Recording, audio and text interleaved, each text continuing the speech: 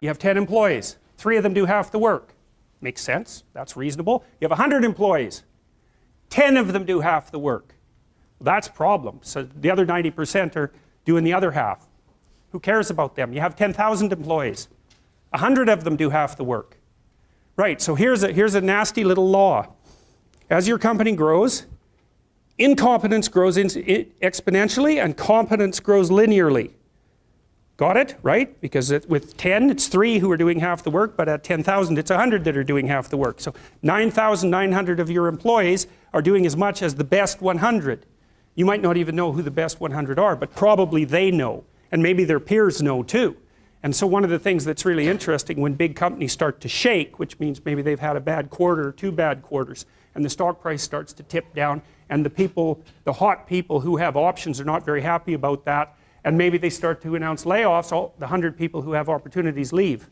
And they're the ones who were doing half the work. So boy, that puts your company in a pretty rough situation, because now you've got the 9,900 people left over who were only doing half the work. And the next time you announce layoffs, the next most productive 100 leave. And so then you're left with nobody who's productive and a massive overhead payroll.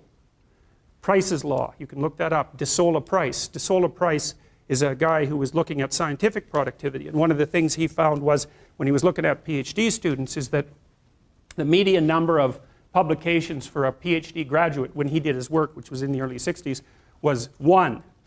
Okay, half as many had 2, half as many as that had 3, half as many as that had 4. It's a real step down.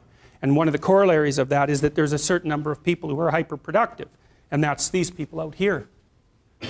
And if you were graphing the distribution, let's say you graphed how many people in a population of 300 had $10,000 in a savings account. It would look very much like this. Most people would have like no savings whatsoever.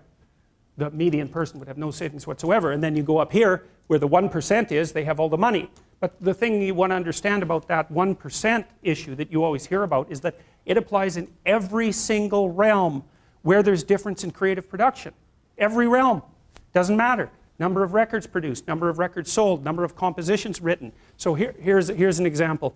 5 composers produce the music that occupies 50% of the classical repertoire, right? Bach, Beethoven, Brahms, Tchaikovsky, Mozart, that's right, those 5. Okay, so here's something cool. So you take all the music those people wrote. 5% of the music all those people wrote occupies 50% of the music of their writing that's played. So not only do almost all the composers never get a listen, but even among the composers who do get a listen, almost none of their music ever gets played. So then that's another example of this Price's law of scaling. So it applies to all sorts of things, like number of hockey goals scored is also distributed this way. Number of basketballs successfully put through the hoop follows the same distribution. Size of cities follows the same distribution. It's a weird law, and you can think about it in part. Why does this happen? Well, imagine what happens when you play Monopoly. What happens? Everybody has the same amount of money to begin with, right? So then you start playing. It's basically a random game.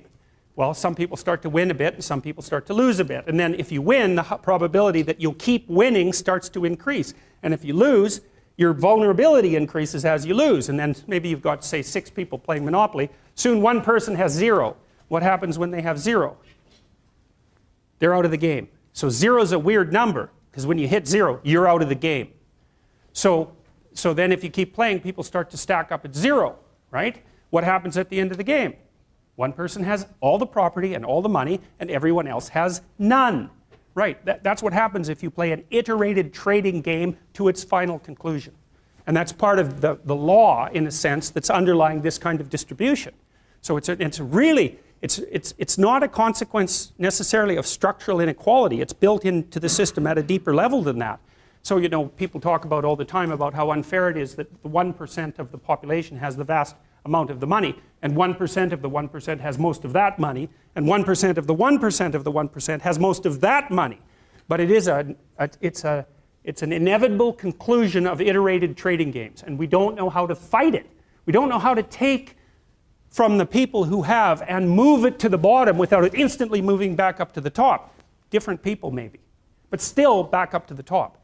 Because even the 1% churns a lot. Like I think you have a 10% chance, if I remember correctly, you have a 10% chance of being in the top 1% for at least 1 year of your life, and a 40% chance of being in the top 10% for at least 1 year in your life. That's in Canada and the US. It's less so in Europe. So there's a fair bit of churning at the top end. It's not the same people all the time who have the money, but it is a tiny fraction of the people all the time who have all the money.